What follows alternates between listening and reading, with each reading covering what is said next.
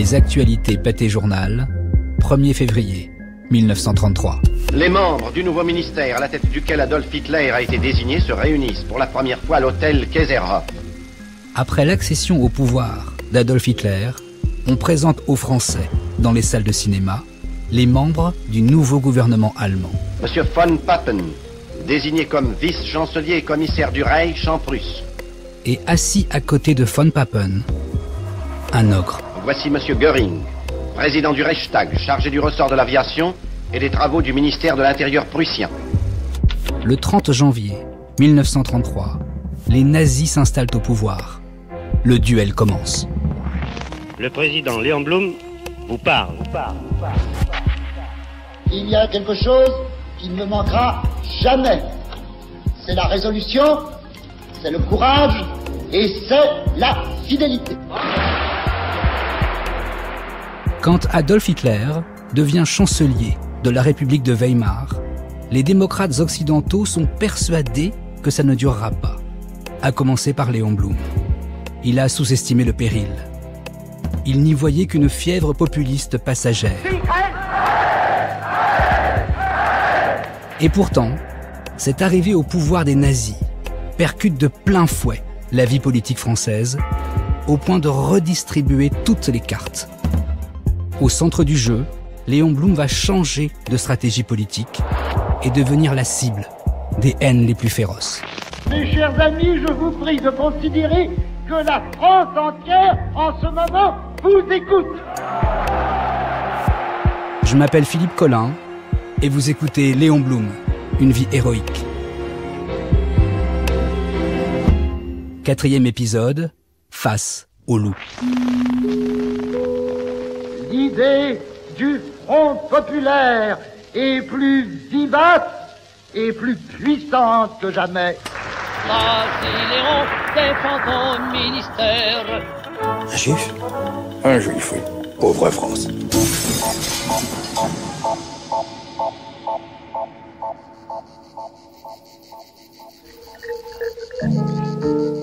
Ce 4e épisode débute en 1929. Au printemps, Léon Blum a été élu député à Narbonne. Il a retrouvé un siège et une voix au Palais Bourbon. La parole est à Léon Blum. À l'automne, la bourse de New York a craqué. Un jeudi noir. 1929, nouvelle catastrophe. Et la crise économique se répercute immédiatement en Allemagne, bien plus fortement qu'en France. La crise, née en Amérique, frappe à mort l'économie allemande encore bien fragile. 6 millions d'ouvriers sont en chômage. Au cœur de cette mélasse économique et sociale, l'Allemagne est alors prise au piège des populistes. Hitler multiplie les déclarations démagogiques. Avec les petits commerçants contre les gros, avec les pauvres contre les riches, à chacun, il promet tout. Hitler gagne en audience. Ses diatribes séduisent et il promet des solutions à la crise et à l'humiliation du traité de Versailles. Nun, deutsches Volk, gib uns die Zeit von 4 Jahren. En juillet 1932, le Parti national-socialiste confirme sa percée. Il devient le premier parti allemand au Reichstag, avec 37% des voix et 230 députés.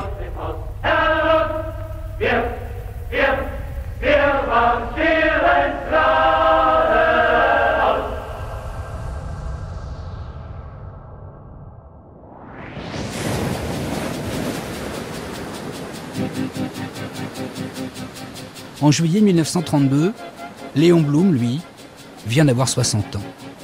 Il s'est remarié avec Thérèse Pereira et ils passent leurs vacances d'été à Hossegor, sur la côte atlantique, dans la villa des Grünbaum-Ballin, un couple d'amis proches. Et le député de Narbonne, précisons qu'il n'est pas le seul, ne prend pas la mesure du phénomène nazi outre-Rhin. Léon Blum, 1932. Je doute grandement que les bandes de Hitler, même grossies et renforcées, représentent un grave péril pour la République allemande et pour la paix européenne. La violence même de leur action inspirera toujours un sursaut de recul instinctif aux masses bourgeoises conservatrices.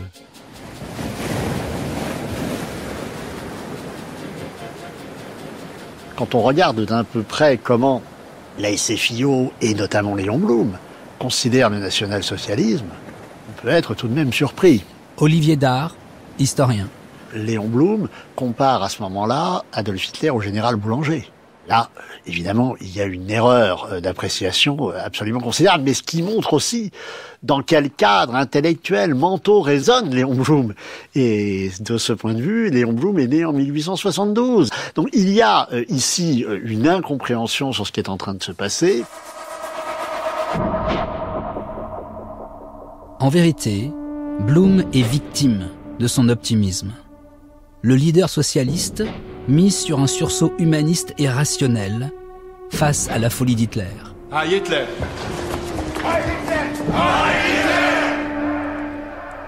Et en novembre 1932, de nouvelles élections allemandes sembleraient presque lui donner raison, car les nazis reculent et perdent 34 sièges. Mais en janvier 1933, la droite conservatrice allemande s'inquiète d'une révolution communiste. Alors, elle pactise avec Hitler en imaginant qu'elle va le garder sous contrôle. Puis-je suggérer de lui confier un poste où nous pourrions le contrôler? Quel poste est-ce que vous envisagez?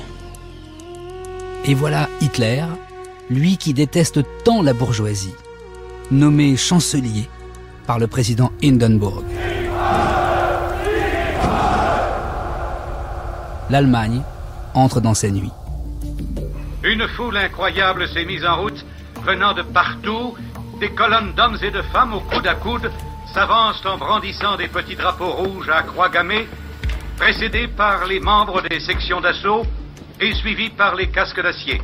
Avec calme, avec autorité, les SA maintiennent l'ordre et canalisent les manifestants dont l'enthousiasme débordant n'a pas baissé d'un ton depuis le début. Adolf Hitler, une ascension fulgurante dans le cadre légal de la République de Weimar.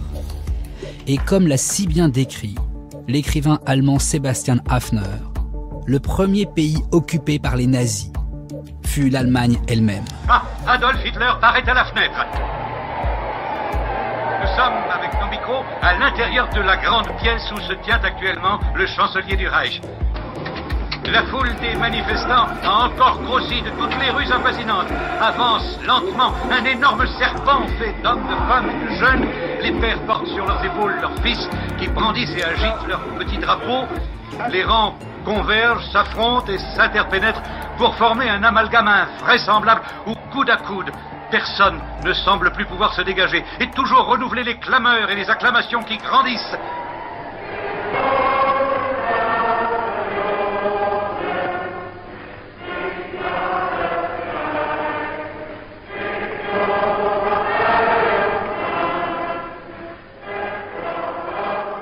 Il est évident que Léon Blum, plus généralement les socialistes, ont d'emblée une appréhension négative du fascisme italien comme du fascisme allemand.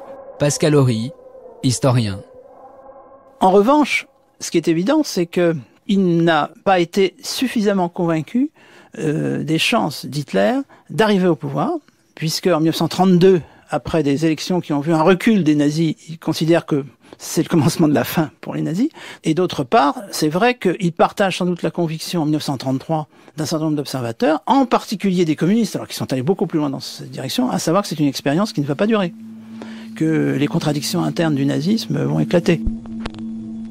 Hitler est décidé à employer tous les moyens. L'incendie du Reichstag lui sert de prétexte pour réclamer les pleins pouvoirs. Les nazis en rendent responsable le Parti communiste qui est mis hors la loi. Les élections qui suivent assurent le triomphe légal d'Hitler. En quelques semaines, Hitler met en place les institutions d'une dictature.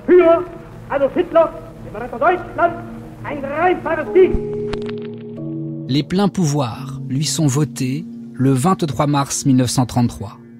Tous les partis de droite et du centre ont voté pour.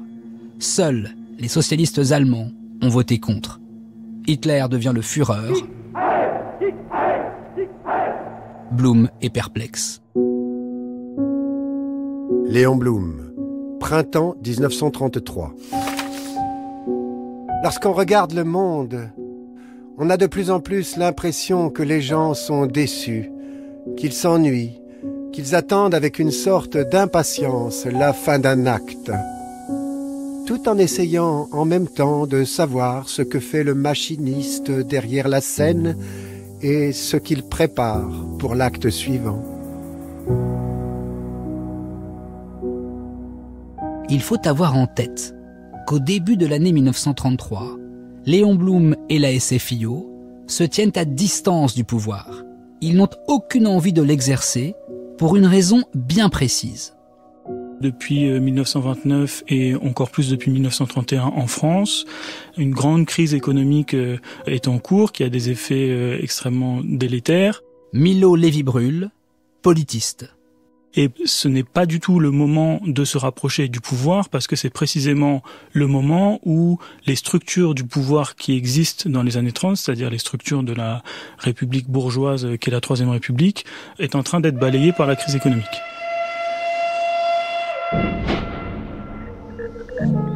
Donc, la crise économique pourrait accoucher d'une révolution socialiste.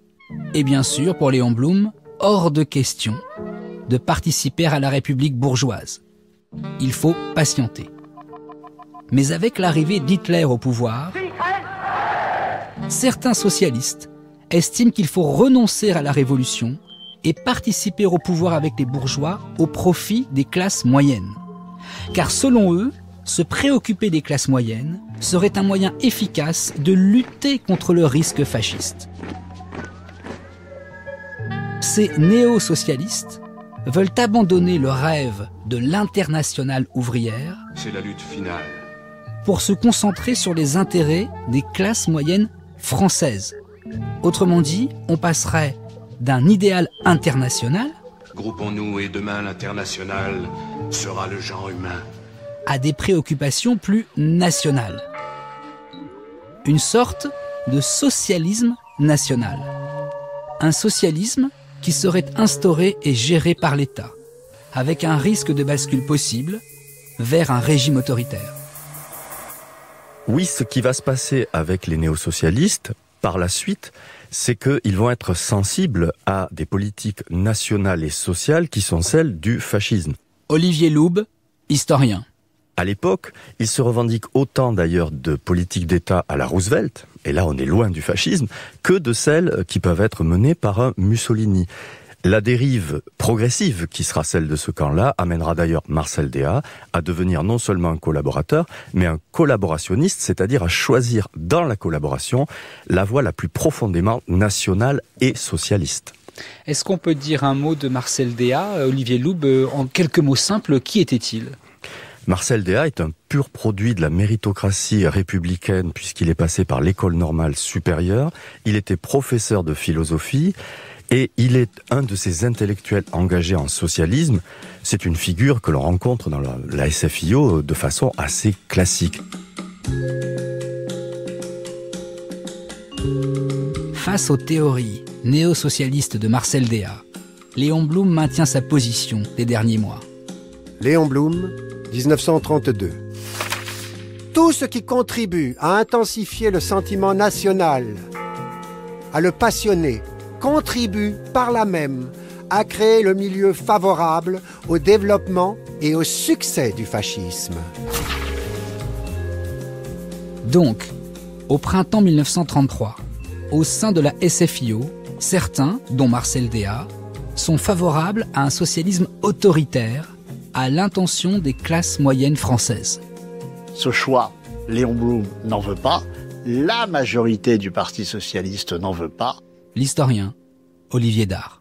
Et au fur et à mesure du temps qui passe, une crise couve à l'intérieur de la SFIO, et cette crise débouche en 1933 sur ce qu'on a appelé la scission néo-socialiste, avec une trentaine de députés qui vont partir, un nouveau parti qui va se créer sous l'égide de Marcel Déat, et un programme ordre, autorité, nation, qui va alors là, littéralement, affoler Léon Blum, qui n'y reconnaît en rien le socialisme qu'il défend, là où un Marcel Déat considère que l'avenir du socialisme est bien là. J'insiste et j'attire votre attention sur le destin de Marcel Déat, sur celui qui souhaitait un socialisme autoritaire pour contrer le risque fasciste. Alors, tous les néo-socialistes ne suivront pas son chemin. Mais notez que Marcel Déat créera un autre parti 8 ans plus tard. Des milliers de Parisiens s'inscrivent au Rassemblement national populaire. Archives de Radio Paris, 1941. Ils entrent aujourd'hui dans l'action pour que les mots d'ordre du maréchal Pétain deviennent demain une réalité vivante. Dans les circonstances exceptionnellement graves que notre pays traverse, ils exigent une action immédiate pour une véritable révolution nationale et sociale et pour la reprise de la collaboration franco-allemande. Leur but, se mettre au service de la France pour faire face à la crise nationale la plus grave que notre pays ait jamais connue. À la tête du Rassemblement national populaire, un parti fasciste qu'il créa en 1941, Marcel Déat est resté jusqu'au bout, jusqu'à l'écroulement du Troisième Reich, un partisan déterminé d'un engagement total de la France auprès de l'Allemagne nazie. L'arrivée au pouvoir d'Hitler, en 1933, a donc provoqué une rupture au sein des socialistes. Mais, de l'autre côté de l'échiquier politique, ayez conscience que l'instauration du Troisième Reich a aussi brouillé la grille de lecture de la droite nationaliste. Pendant ce temps-là, la droite, qui est évidemment anti-allemande, ça c'est pas niable. Pascal Horry. Charles Maurras déteste les Allemands. Commence à considérer que quand même, d'abord Mussolini, ah oui, respect. Et puis même Hitler, peut-être, enfin les plus jeunes de l'Action française, des gens comme Rebattet, etc. Donc vous avez des gens qui sont initialement des nationalistes français qui finissent par être de plus en plus fascinés par Hitler. Vive les camelots du roi, ma mère, vive les camelots du roi. Ce sont des gens qui se foutent des lois. Vive les camelots du roi, et l'on s'en fout. À bas la République, et l'on s'en fout. La gueuse et de ses voyous. Dans les rangs de la droite nationaliste, chez les camelots du roi par exemple, Hitler devient celui qui pourrait être un modèle dans l'espoir de se débarrasser de la République parlementaire. Vive Charles Maurras, ma mère, vive Charles Maurras. C'est notre maître et c'est un os. Vive Charles Maurras. Il disait vrai, il prévoyait la guerre. Il disait vrai, la gueuse nous désarmait.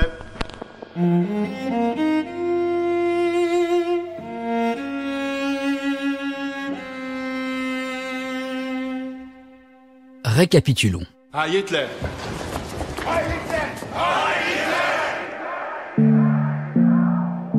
L'arrivée au pouvoir d'Hitler fracture les socialistes français.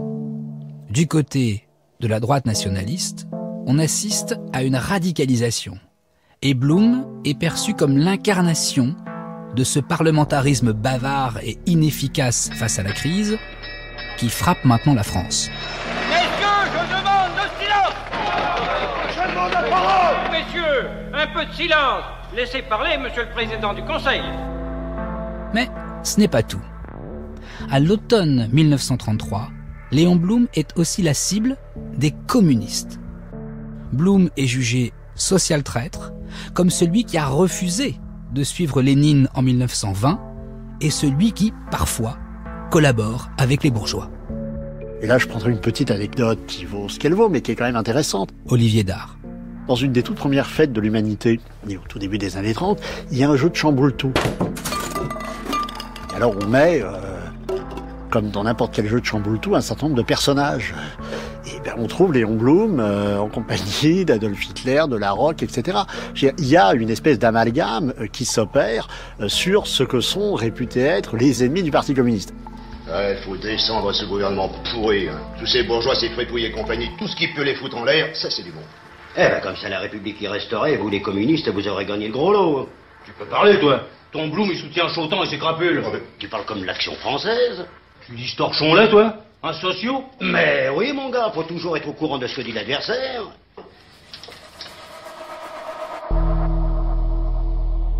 Au-delà des divisions de la gauche, la situation sociale en France dégénère, avec l'influence croissante des ligues d'extrême droite, comme les Croix de Feu, qui vantent l'esprit des tranchées de la guerre de 14. Autrement dit, plus de gauche, plus de droite, plus d'esprit partisan, mais plutôt le retour d'une union nationale pour sauver la France. Ce sont les éléments sains de notre nation qui imposeront un ordre nouveau et des chefs respectés. Cet ordre nouveau, monsieur, sera faire respecter la devise des Croix de Feu. Travail, famille, patrie. Dans ce climat politique toxique, où toutes les radicalités s'échauffent, les semaines passent et arrive le mois de février 1934. Ce soir, le 6 février. La veille de ce jour-là, le préfet de police de Paris, Jean Chiappe ou Jean Chiappe, selon la façon dont on veut le prononcer, est révoqué par le gouvernement d'Édouard Daladier. Olivier Loub. De fait, c'était une demande des socialistes pour soutenir le gouvernement Daladier, et Daladier s'y plie d'autant plus facilement que ce Jean Chiappe a en effet des amitiés monarchistes et d'un monarchisme d'action française. Donc pour Daladier, révoquer le préfet Chiappe de son poste de préfet de police, c'est politiquement quelque chose de cohérent avec sa pratique. Cependant, cet homme justement, par ses sympathies, a autour de lui et avec lui des soutiens qui vont réagir de façon extrêmement violente à sa révocation. Cette révocation apparaissant pour les ligues d'extrême droite et de façon plus large pour tous ceux qui soutiennent l'antiparlementarisme comme une provocation faite aux milieux dits nationaux et à la fermeté nécessaire dont la République devrait faire montre. Donc, révoquer le préfet Jean Chiappe a fonctionné comme un chiffon rouge devant les yeux de tous ces mouvements de ligue qui réussissent à entraîner avec eux, et c'est en termes de nombre beaucoup plus important, les anciens combattants, les mouvements d'anciens combattants comme l'UNC, l'Union nationale des combattants. Messieurs, ce soir, les affrontements avec la police seront durs. Il faut qu'ils soient durs si nous voulons avoir une chance de prendre l'Assemblée. Nous devons harceler le service d'ordre jusqu'au point de rupture. Nous devons les amener à réagir violemment. C'est la foule qui encaissera, le moment venu. Messieurs, maintenant, montrez-leur comment on procède contre les gardes républicains. Bon, alors voilà. Les plus coriaces, ça va être les gardes à cheval. Il y a ça. Pour les jarrets des chevaux, il n'y a rien de mieux. Vous avez tous chez vous une canne, une lame de rasoir. Vous savez donc maintenant ce qu'il faut faire. Donc ce qui se passe le 6 février, c'est le fait de réagir à cette révocation en convoquant une manifestation, place de la Concorde, qui a pour objectif de se positionner face au Palais Bourbon et donc de faire pression sur le gouvernement afin d'obtenir la démission du gouvernement Daladier. C'est en tout cas ce qui est au départ proposé par ces manifestants, sauf que ça va déraper et que d'un événement qui est un événement finalement relativement classique, mais d'une ampleur qui est remarquable, c'est 30 000 à 50 000 personnes. Alors les chiffres sont compliqués à établir, mais c'est de cette ampleur-là, c'est-à-dire plusieurs dizaines de milliers de personnes. On va basculer d'un phénomène de manifestation à un phénomène de tentative de marcher vers le Palais Bourbon. Il n'y a pas de projet de prise de l'Assemblée, mais il y a une réalité du déploiement de cette manifestation vers le Palais Bourbon. Et dès lors, les forces de l'ordre qui protègent la Chambre des députés vont réagir, tirer, et le bilan est extrêmement lourd. C'est 19 morts, 1 policier, mais 18 manifestants. Et le fait qu'il y ait un tel bilan, c'est quelque chose d'absolument inouï.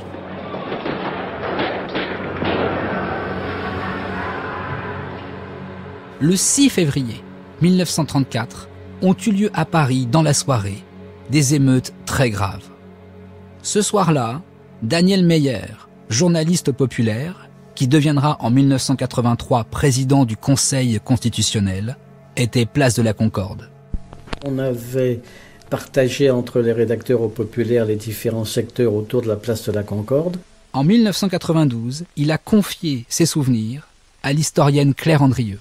Et j'étais chargé de faire le compte-rendu d'un triangle qui partait devant le Palais Bourbon, le boulevard Saint-Germain, je ne sais plus quel pont, et les quais. Et j'ai vu, d'une part, des gens qui enfonçaient leur rasoir dans le poitrail des chevaux, et d'autre part, boulevard Saint-Germain, ces dames de la bourgeoisie qui jetaient on les appelait pas des gardes mobiles, ça devait être des gardes républicains, je crois, qui jetaient par les fenêtres des vases de nuit, ou plutôt le contenu de ces vases de nuit. Pourquoi ? Parce qu'ils étaient d'accord avec ceux qui voulaient s'emparer du Palais Bourbon. Je dois dire d'ailleurs qu'à l'époque, nous avons tous, moi inclus, commis une erreur sur les jugements apportés à l'égard de ces diverses forces. Nous pensions que c'était une seule force unie, et en réalité, il y avait des divergences entre eux. Nous voulions chez Moni un homme comme le colonel de la Roque. Oui, qui était. Et on a su par la suite qu'il avait empêché ses troupes de pénétrer à l'intérieur du Palais Bourbon. C'est en grande partie grâce à lui que le 6 février 1934 a été un échec pour les factieux.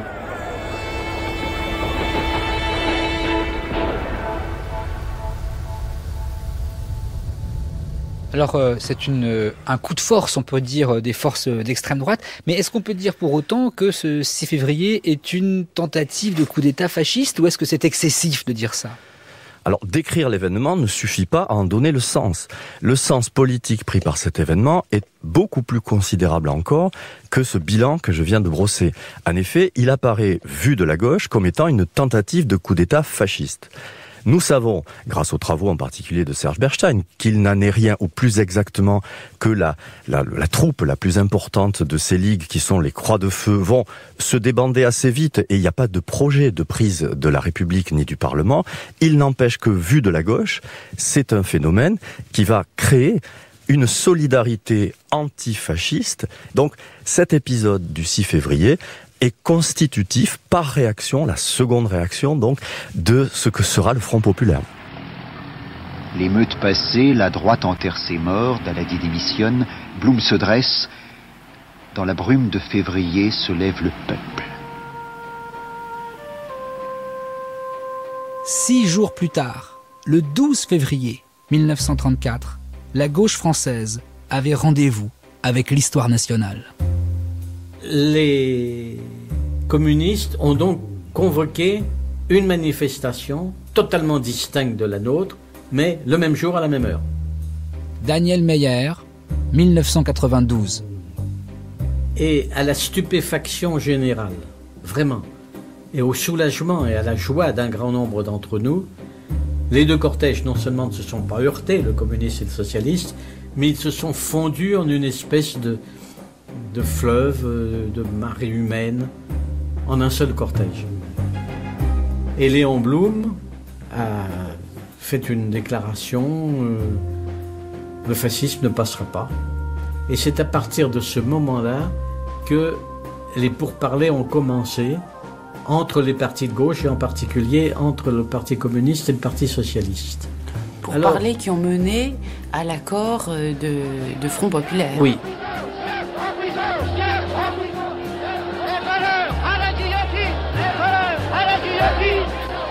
Citoyens, Léon Blum, 12 février 1934.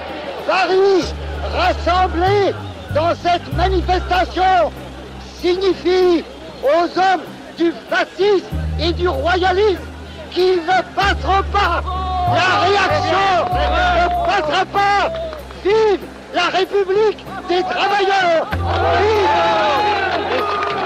la liberté. Vive l'unité prolétarienne sans laquelle aucune victoire n'est possible. Vive le peuple ouvrier de Paris.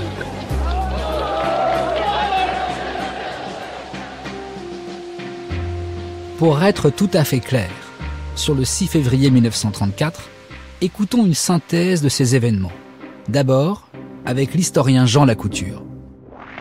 Je crois que nous devons dire ici que le Front populaire est une alliance défensive contre le fascisme intérieur d'abord, contre le fascisme extérieur ensuite. En février 1934, nous sommes au moment de la montée des ligues en France, et à l'extérieur, nous sommes un an après l'arrivée au pouvoir d'Adolf Hitler à la chancellerie de Berlin. Ce sont les deux problèmes qui sont à résoudre pour la démocratie et pour le socialisme français, et pas seulement français, car je crois qu'une des clés du Front populaire, c'est l'analyse faite à Moscou du danger danger hitlérien, la direction du Parti communiste français sait que Joseph Staline considère Hitler comme un danger majeur et considère que contre Hitler, tout est bon à prendre, y compris les bourgeois, et qu'il faut rameuter tout le monde dans des formes qui peuvent s'appeler le Front populaire ou autre.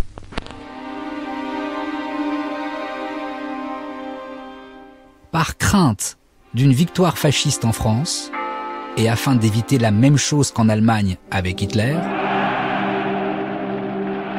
Staline ordonne aux communistes français de s'allier avec les socialistes. De son côté, la SFIO de Léon Blum partage le diagnostic. Pour la SFIO, à partir de 1934, ce qui se passe, c'est qu'il y a l'idée qu'en effet, dans l'attente de la Révolution, le politiste Milo Lévy-Bruhl. Il y a une partie importante des masses populaires, des classes moyennes, etc., qui peuvent se tourner vers le fascisme. Et que ça, c'est un risque véritable. En fait, en 1934, ce qui se met en place, c'est l'idée d'une occupation du pouvoir strictement provisoire. C'est-à-dire une occupation du pouvoir qui ne veut pas dire qu'on renonce à la révolution. C'est face à une menace sur la démocratie en général, on peut ponctuellement, le Parti socialiste peut ponctuellement servir de soutien à des gouvernements bourgeois, parce que il vaut toujours mieux avoir une république bourgeoise plutôt qu'un régime fasciste ou proto-fasciste.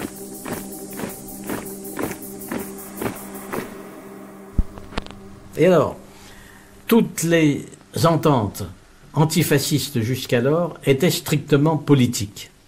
Daniel Meyer, 1992. Et là, l'idée est venue qu'il fallait que le programme qui devait être rédigé devait être un programme économique.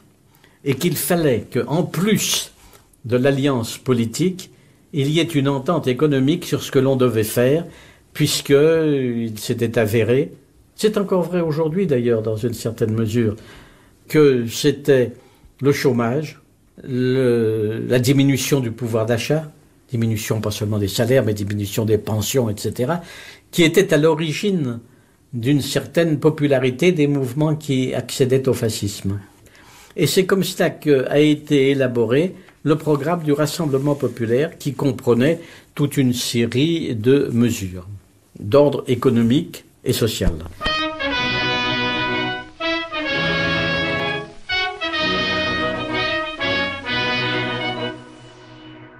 Ce qui est fondamental, c'est, dans le Rassemblement populaire, c'est le programme. Milo Lévy-Bruhl.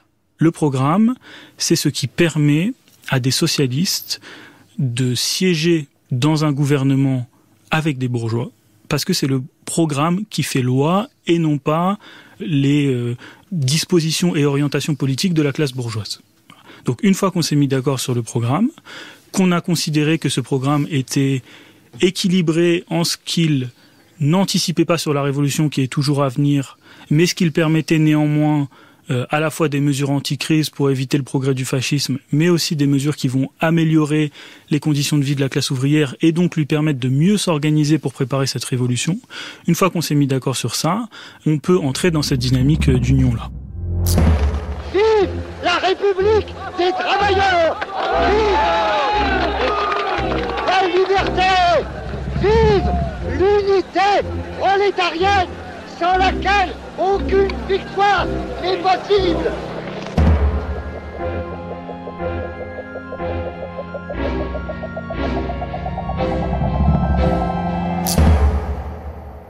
Avec le changement de stratégie politique opéré par Blum, après la crise de février 1934, il apparaît comme celui qui va ouvrir la voie aux communistes.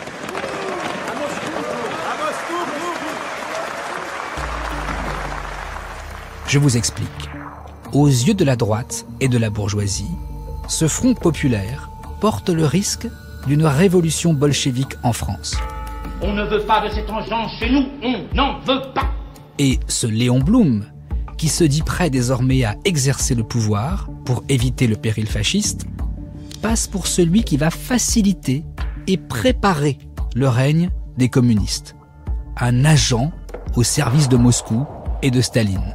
Les 40 heures, la semaine des 4 jeudis, la retraite sans flambeau, avec le bolchevisme au bout. Commence alors une pluie d'insultes inouïes, des attaques d'une extrême violence, portées entre autres par Charles Maurras, éditorialiste de l'Action française. Ce juif allemand naturalisé, ou fils de naturalisé, n'est pas à traiter comme une personne naturelle. C'est un monstre de la République démocratique, détritus humain à traiter comme tel. Monsieur Rebel demande la peine de mort contre les espions. Est-elle imméritée des traîtres? Vous me direz qu'un traître doit être de notre pays. Monsieur Blum, en est-il? Il suffit qu'il ait usurpé notre nationalité pour la décomposer et la démembrer. L'extrême droite se déchaîne. C'est un homme à fusiller, mais dans le dos. On résume souvent les attaques contre Léon Blum à la férocité de Maurras. Mais il y en a eu pléthore. Un écrivain comme Pierre Gaxotte, par exemple, élu à l'Académie française en 1953, que disait-il de Blum? Quant à Pierre Gaxotte, il dit de Léon Blum, c'est une jument palestinienne envoyée en camp de concentration à Madagascar. La violence proférée est inimaginable aujourd'hui. Et à partir de 1935, la droite nationaliste exècre Léon Blum. Il y a d'abord la personnalité de Blum. Olivier Dard. Son physique, et constamment on joue sur son caractère réputé, efféminé, sa voix, qui évidemment, quand on compare les qualités d'orateur de Blum à celles de Jean Jaurès, évidemment il y a des différences importantes. Et puis ensuite s'ajoute le caractère de grand bourgeois de Léon Blum. Au point d'ailleurs que, et ça c'est un des éléments peut-être les plus fascinants, si je puis dire, de ces années 30, que surgissent concernant Léon Blum un certain nombre de rumeurs qui font de lui quelqu'un qui serait un étranger, ce qui est absolument aberrant. Blum serait réputé né Karl Funkelstein. Il ne s'est jamais appelé Karl Funkelstein. Il a un parcours, tout ce qu'il y a de français républicain. Enfin, il suffit de suivre sa formation, etc., etc. La biographie de Blum est parfaitement documentée. Mais ce qui est intéressant, c'est que cette rumeur, qui se développe à l'époque et qui va d'ailleurs continuer après la Seconde Guerre mondiale, est un révélateur de l'exécration que cet homme suscite. Dans ce délire qui consiste à faire de Léon Blum un faux français, donc un agent de l'étranger. Ah, ce Blum ne sent pas les choses en français. Il n'a pas la patrie collée à ses chaussures. Il faut aussi prendre en compte le sionisme de Blum. Dès 1920, Léon Blum est favorable à la création d'un État juif en Palestine. Et ça exaspère la droite nationaliste. Mais pour quelle raison Blum était-il sioniste? D'abord, je pense que c'est un rapport très équilibré à sa propre identité juive. Laurent Joly, historien. C'est-à-dire que, voilà, il est socialiste, mais il va jamais renier qu'il est juif. Oui, il a pas de problème d'identité. Il ressent pas le besoin de se camoufler, de se marier avec une femme non juive. Il a été élevé dans la religion juive, il respecte ça dans sa vie privée intime. Et il se dit, moi j'ai la chance d'être juif et français. Et j'ai la chance de vivre dans un beau pays qu'est la France. Mais les juifs qui vivent en Pologne, ils n'ont pas cette chance, eux. Donc pour eux, c'est très bien qu'il y ait cette possibilité de sortir de l'état inférieur qui est le leur et d'avoir un état à eux. Voilà. C'est ça le sionisme de Blum. C'est les juifs qui n'ont pas ma chance peuvent, eux, avoir une nation pour eux. Ça c'est important, Laurent Joly, parce qu'on va le répéter, Léon Blum se sent tout à fait français. Et il n'est pas question de créer un État pour que lui aille vivre avec les autres juifs. Je le dis et j'insiste parce que dans la droite nationaliste, ce sionisme va aussi servir de ressort. Vous voyez bien qu'il n'est pas si français puisqu'il veut créer un État pour les juifs. Ce sionisme-là, ça va se retourner aussi contre Léon Blum. Oui, je me rappelle avoir lu un texte de Xavier Vallat, qui sera ses grands ennemis à la Chambre des députés, qui dès 1923 fait une conférence, et il me semble qu'il y a une allusion à ça, au fait qu'en fait Blum, il n'est pas français. En fait, il est du côté des juifs, il est juif. Voilà. Alors que Blum a un rapport, en fait, qui nous parle aujourd'hui. C'est-à-dire que on a des identités multiples. Et c'est pas parce que on est juif qu'on va pas être français aussi. Enfin, oui, il n'y a pas de conflit. Alors que ses ennemis sont toujours en train de l'accuser d'être en fait pas loyal à l'égard de son pays. Et même des antisémites comme Gide, qui aura des propos très durs sur Blum, Gide, à la fin de sa vie, dira « C'est vrai, Blum, il était très juif, je l'aimais pas, il avait des défauts juifs, mais je suis quand même obligé de reconnaître, écrira Gide, que Blum a toujours été un très bon Français. » Donc, Blum est un très bon Français dont les ennemis ne comprennent pas qu'il soit juif, socialiste, amoureux de la littérature française, tout en étant internationaliste. C'est un avocat, Conseil d'État. On lui reproche d'être riche. C'est vrai qu'il est plutôt aisé. C'est un homme qui, jeune, s'habillait de manière un peu dandy, un peu efféminée, presque tête à claque, quoi. Enfin, un côté un peu... Donc tout ça, c'était trop complexe pour beaucoup de gens. Et c'est ça, à mon avis, qui est l'une des sources de la haine qu'il a suscité. C'est que Blum, il est à l'aise. Il est à l'aise avec ses identités multiples. À une époque où on n'est pas à l'aise. Il y a des paniques nationalistes, il y a des grandes peurs. Et donc ce soupçon de double allégeance pèse constamment sur lui. C'est-à-dire que Blum, du fait qu'il est le seul homme politique venant d'une origine et d'une religion qui n'est pas chrétienne, à avoir exercé les plus hautes responsabilités en France. C'est le premier, Blum, en 1936. C'est un petit peu comme Obama, vous voyez, le genre de haine qu'a pu susciter Obama, vous voyez, un noir.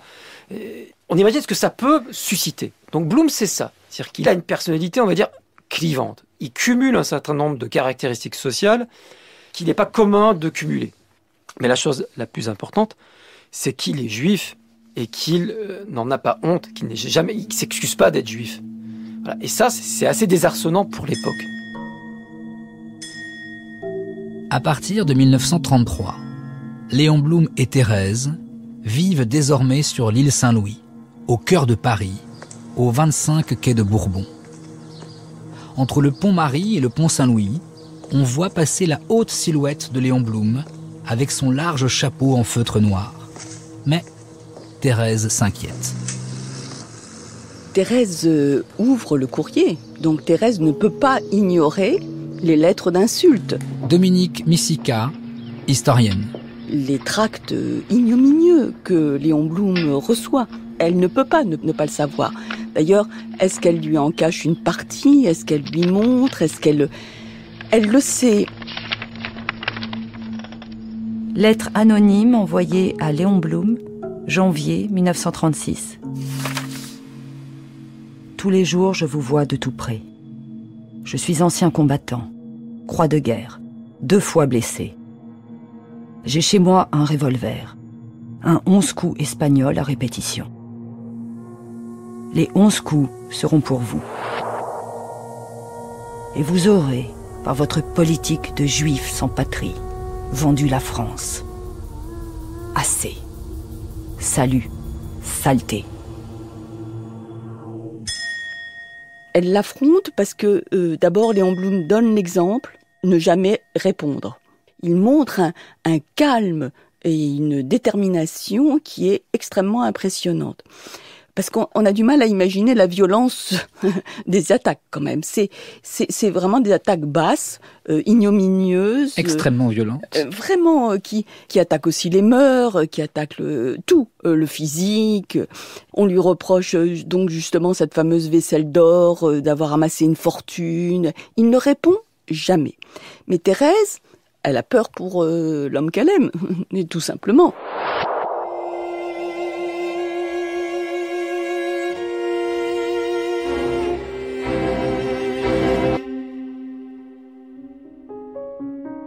Thérèse Blum a peur pour l'homme qu'elle aime. Et elle a bien raison. Cette violence exprimée contre Léon Blum dans les journaux, dans les meetings ou dans les troquets va connaître un épisode glaçant. Nous sommes le 13 février 1936. À quelques semaines des élections législatives, et le député de la SFIO Léon Blum rentre chez lui. Nous sommes dans le quartier de la Chambre des députés. Pascal Horry. Léon Blum est un député. bien connu. C'est un bouc émissaire de l'extrême droite, en particulier des jeunesses patriotes, des Croix de Feu, au moins d'une partie des Croix de Feu, bien sûr de l'Action française. Léon Blum sort, il est en voiture, il est convoyé par un militant socialiste qui sera ensuite un de ses ministres, ministre de l'Agriculture, Georges Monnet, qui le conduit, le ramener chez lui, dans l'île Saint-Louis. Je n'ai jamais abordé des élections avec autant d'incertitude. Il faut que la campagne électorale soit vraiment unitaire. Qu'est-ce que c'est que ça? Et ce sont les cameaux du roi. Ils enterrent Bainville. Oh, on tombe mal. On ne peut pas faire demi-tour, monsieur Blum. Et fatalitas, sa voiture est prise dans un embouteillage de piétons. Ces piétons sont là pour les obsèques de Jacques Bainville.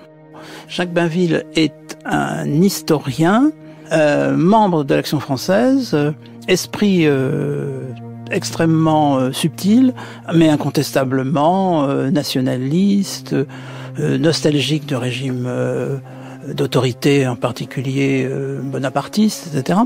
Mais surtout, c'est une réunion d'Action française, pour simplifier, élargie. Garçon, 3,5, frappez, s'il vous plaît. Il va nous manquer, Bainville. C'est vrai. Mais j'aurais préféré qu'on enterre une crapule de gauche, moi.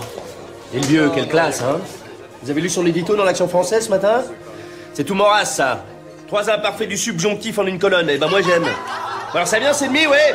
Il y a Blum sur le boulevard, là, dans la contre-allée. C'est Blum dans sa voiture. Quelqu'un repère Blum au fond de la voiture. C'est Blum! C'est Blum! Ça suffit pour que déjà on commence à casser les vitres, à vouloir le lyncher. C'est un lynchage. Donc c'est déjà intéressant comme symbole de l'état de l'opinion publique à cette époque à l'égard de Léon Blum. L'un des agresseurs a arraché la rampe de tôle qui servait à l'éclairage de la voiture à l'arrière.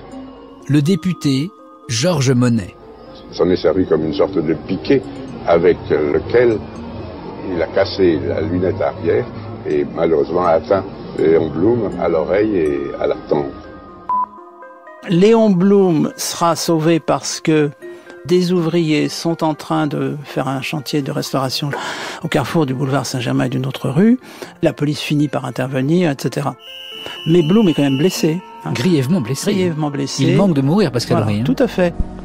Notre pauvre ami Blum était complètement couvert de sang. Tous les ouvriers du chantier étaient là, l'environnant des soins les plus affectueux. Il nous fallut attendre plus de 20 minutes avant que le médecin arrivât. Le lendemain de l'attentat, il y a une enquête de police, bien sûr, et on retrouve le chapeau de Léon Blum ensanglanté. Où le retrouve-t-on, Laurent Joly? On le retrouve, alors je crois que c'est à la permanence des Camelots du Roi, donc rue Saint-André-des-Arts. Alors il y a le chapeau, et je crois qu'il y a 2 autres effets, je crois qu'il y a un foulard ou une canne, enfin je sais plus, mais il y a les trophées de guerre de l'Action française sont là, donc il n'y a aucun doute sur qui a agressé Léon Blum. Il y a indignation générale, quand même. Même l'Action française n'ose pas trop. Alors, ce qu'ils vont faire, c'est qu'ils vont essayer de minorer complètement. Regardez, 2-3 égratignures, et on nous parle d'un grand drame. Ça, c'est bien les Juifs, femmelette, incapable de résister physiquement à une petite bousculade. Donc, ça se passe comme ça. Mais moi, ce qui me frappe, c'est vraiment la manière dont, en fait, même si on va dissoudre l'Action française, puis ensuite les ligues, ça n'a pas été une prise de conscience. On dit, regardez, où l'antisémitisme mène. Pas du tout. Ça, c'est jamais évoqué. Alors qu'aujourd'hui, c'est comme ça qu'on le dirait. Regardez où l'antisémitisme mène. Là, pas du tout. Et c'est même l'inverse qui se passe, puisque ça va renforcer les antisémites dans leur haine de Blum et dans leur nécessité de combattre Léon Blum. Et quelques jours après, on a improvisé un cortège de protestation. Édouard Daladier. Qui a défilé depuis le Panthéon jusqu'à la Bastille. Et il y avait une foule considérable. Le Front populaire décide de contre-manifester en soutien à Léon Blum. Donc c'est une manifestation un peu particulière, c'est pas pour revendiquer je ne sais quelle réforme, c'est pour dire Léon Blum, on t'aime.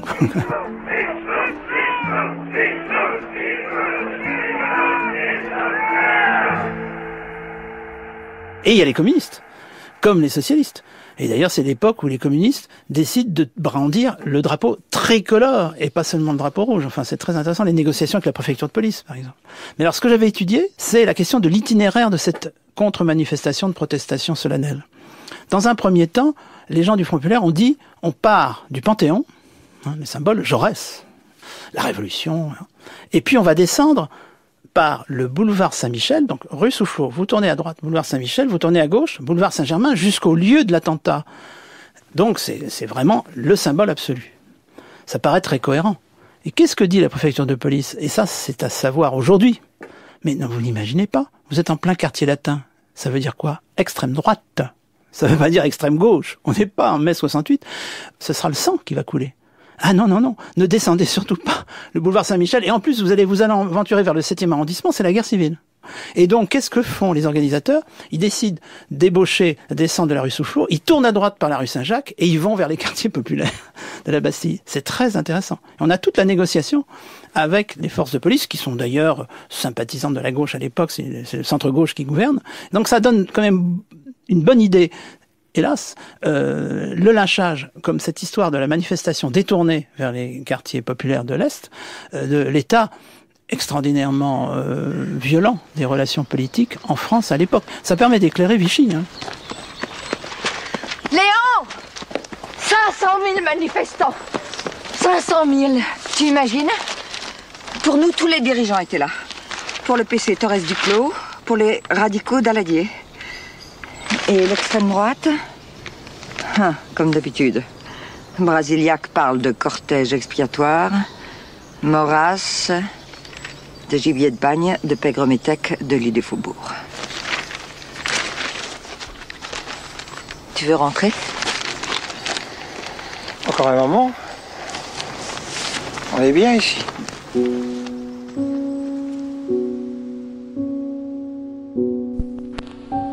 On voulait à ses agresseurs, est-ce qu'il... Il était incapable d'en vouloir à qui que ce fût. Daniel Mayer. Il paraissait normal à ce moment-là que tous les jours l'action française appelât au meurtre. Il y avait une violence, une haine dont Léon Blum a probablement été l'objet principal pendant toutes les années qui vont du bloc national jusque et y compris au-delà de l'armistice. Il a fallu le procès d'Orion, la déportation, cette sorte de respect universel autour de sa personne, la preuve par l'exemple, par le sacrifice qu'il était patriote, pour que l'extrême droite lui pardonne d'avoir entamé ses privilèges de classe. Après cet attentat, qui a bien failli lui coûter la vie, Thérèse Blum se pose des questions. C'est un moment où Thérèse probablement se demande si il faut continuer ou pas, parce que à ce point d'être attentée à sa vie, est-ce que le combat politique peut continuer de la sorte? Alors, elle va être la garde-malade et elle va essayer de protéger Léon Blum, de faire une sorte de cordon sanitaire. Léon Blum va accepter d'aller se reposer chez des amis à la campagne, mais le combat va reprendre de plus belle. Et c'est vrai que je pense que Thérèse était sur le qui-vive en permanence. C'est difficile d'arrêter Léon Blum. C'est difficile de ne pas lui communiquer sa propre angoisse et de le freiner. Mais d'un autre côté, elle a peur et elle a raison d'avoir peur. Donc il y a cette inquiétude qui la torture, ça j'en suis intimement persuadée.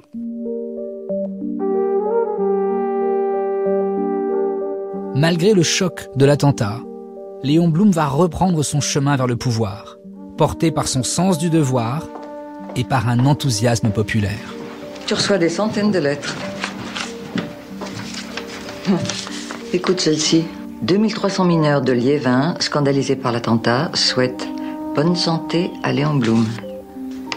800 prolétaires de chez Renault adressent au chef du Front populaire sentiment de fraternité. 3 mois plus tard, le petit juif de la rue Saint-Denis entre à l'hôtel Matignon. La victoire du Front populaire, c'est l'horizon du prochain épisode. Léon Blum, une vie héroïque. Un récit de Philippe Collin, réalisé par Violaine Ballet. Lecture, Charles Berling et Bérengère Varluzel. Assistance éditoriale, Irène Menahem.